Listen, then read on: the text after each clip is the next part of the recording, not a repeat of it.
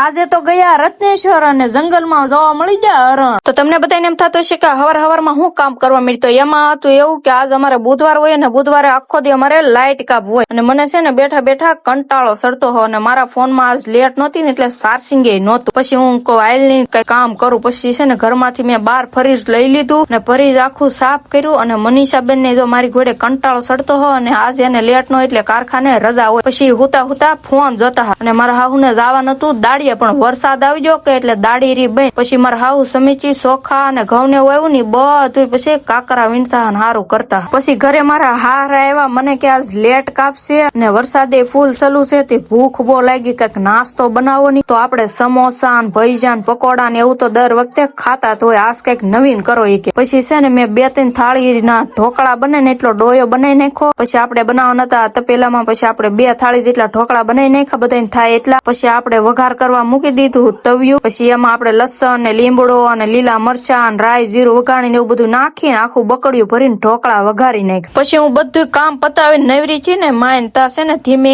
ધીમે વરસાદ શરૂ થયો એટલે વરસાદ આવે ને એટલે મને પલાળવાની બહુ મજા આવે. પછી હું છે ને અમારી અગાસી માથે સડી ગઈ અને વરસાદ ને એવું આવતું હોય ને એટલે મન તો એક જ જગ્યા દેખાય ક્યાં તમને ખબર છે? રત્નેશ્વર મહાદેવ નું મંદિર. પછી મયુર ને આજ રજા હતી તી નવરા હતા ને હું હાલો આપણે રત્નેશ્વર જાય. પછી હું મયુર ગાડી લઈને નીકળી ગયા અને ચોમાસાનું જો આખા રત્નેશ્વર વાળો કેળો છે ને નળ ભેરી હોય અને બાવળિયા એકાબીજે આમ નમી ગયેલા હોય ને જો રત્નેશ્વર પૂગી ગયા અમે અને ગાડી મૂકીને તો જંગલ માંથી એકાબીજી આવતા હતા અને આખું ટોળું હતું. તો આને શું કહેવાય મને કમેન્ટ કરજો. પછી મને વિડીયો ઉતારવાનું મન થયું ને એટલે હું ગાડી ની આગળ મયુર ને કહું મારો વિડીયો ઉતારો હું હાલતી થી. પછી બધા છે ને મને ભાળીને બધા ભાગ્યા. આ ભાગતી દોડતી જિંદગીમાં અમે રત્નેશ્વર આવીએ ને એટલે બસ એમ જ લાગે કે સમય રોકાઈ ગયો છે. અહીંથી જવાનું મન જ ન થાય. અમારે અહીંયા દરરોજ આવવાનું હોય પણ વરસાદમાં આવીએ ને એ મોજ જ કઈક અલગ હોય. તો હારું હાલો હવે આપણે ઘર ભેતા થાય નકર અહીંથી તો જવાનું મન જ નહીં થાય. અને તમે જો આ સાઈડ આવતા હોય તો રત્નેશ્વર એકવાર જરૂર આવજો. તો બધાને